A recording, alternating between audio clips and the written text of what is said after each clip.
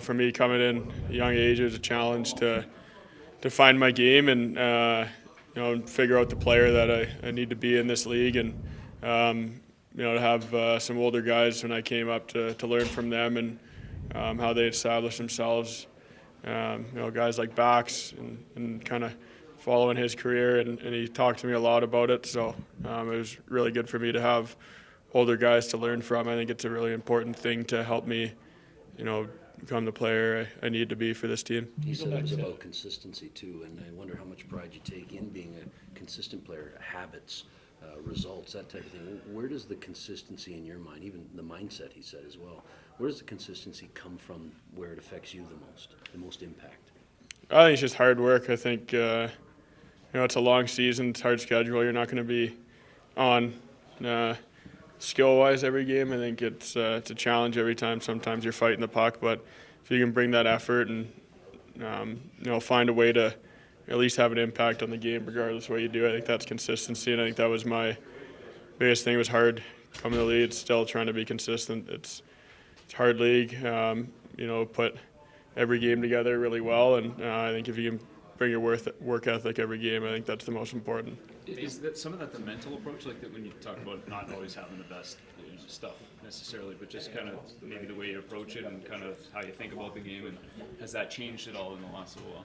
Yeah, for sure. I think it's important. Like, you have to be at your best. I think we need every single guy. If one guy on your line's not going, it makes it hard. It's a hard league to win in. So every guy's got to find a way to bring their best, regardless. And mostly your best is just work ethic. So when you find a way to do that, and some days travel's tough, legs are tired, but if you can get that out of your head, I think most guys, it's for 15 minutes a night you can try and find a way. But some nights guys are sick, it's hard. But to find that consistency to be at your best close to every night is a huge accomplishment if you can get to that. You go back to when Daryl first got here, and there's a couple of games where you were healthy scratched, and I know that it was a struggle and kind of a grind early on. How do you reflect on that and those early days now a couple of years later? Yeah, I don't want to be in that spot. I want to try and contribute every single night, and as a fresh spotter, kind of sits in the back of my head all the time. I come to the rink, you want to help this team win, you want to be on the ice to do that. So I think it's important to bring something every day to try and help. So yeah, it's definitely it doesn't feel too long ago, so it's always kind of sits in the back of your head.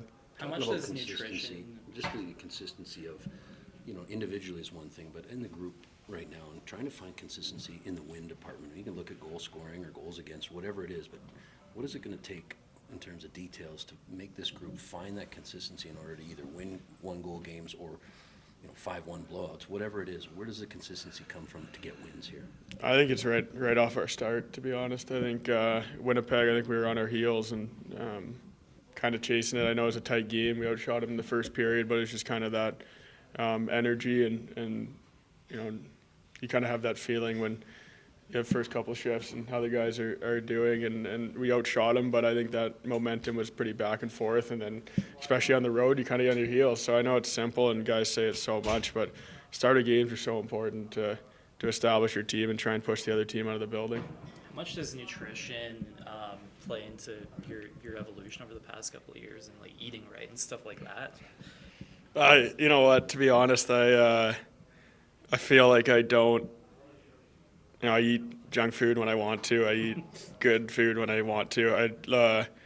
I've always just kind of eat what I want. I don't really eat bad, to be honest. But I don't go and look for the healthiest pasta, the healthiest. I eat. I grew up with my family of just eating the most ordinary, normal food, and I've stuck to it. So I don't try and change too much of it, and that just hasn't affected me. I maybe get better at that, but I feel like so far I felt good with what I've done. What did you think about the game last night, and how you feel going into the gold medal game tonight? Yeah, it's crazy when you start sweating on the couch a little bit. It's not the best. I was didn't know it started at 4:30, and I turned it on with 3 minutes in. It was down 1-0, and yeah, it's shots are 11-0. It's not a good thing. So I don't know, maybe change up the seating on the couch and move over a little bit. And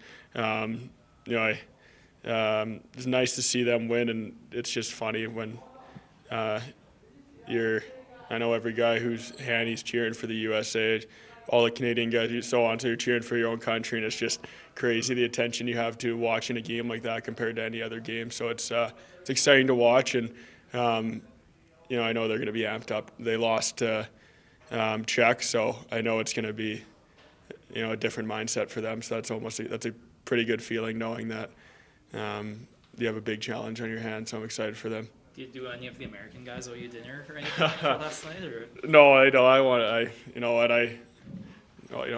I try not to bet too much. I think, Canada has a really good team. I think a lot of people in the country, which sucks, it puts a lot of pressure on them, but you kind of, expect them to be successful and to have a good tournament. But I've never bet ever on World Juniors. I think at the same time, with all that pressure and everything, I just feel like it could be some bad karma thinking that they're too good. So I try and not wager on them because I feel like that wouldn't go my way and I don't want them to lose. So, Did anybody ever reach out to you after your time there? Did anyone ever reach out to you in terms of pressure or how to handle the situation, or just pick your brain at all about your experience? a little bit. It's hard though. I think, especially in Canada, when you go through that, I think it's a challenge. You don't realize it because it comes up so quick and it happens so fast. To be honest, when I was in the tournament, it felt so easy and it was fine. But then after, I think I took 2 weeks where I was like mentally exhausted. I tried to go back to Kelowna. I tried to play, and I was just so mentally drained that the last thing I wanted to do was go to the rink and put on my hockey gear and play. So I think at that age, you're just in such a small bubble that it didn't affect me. But then after, I was sick, I was exhausted, I could barely get out of bed. It felt like I just got off a concussion or something. It's a lot for sure. So I know those kids, especially, it happened. When's the game? Is it tomorrow or 2 days? Oh, it's tonight. Oh, On TSN. wow. Okay, never mind. Yeah. So just look at that. They played last night, and then they have to play tonight. So when you look at it, there's not much turnaround to overthink things, and it's not a long season; it's a month long, and that energy just doesn't stop. So hopefully they win tonight, but I can guarantee it, regardless, when that buzzer goes, I think they're going to be pretty exhausted. So yeah, it's definitely it's definitely memorable for how you feel after that tournament for sure.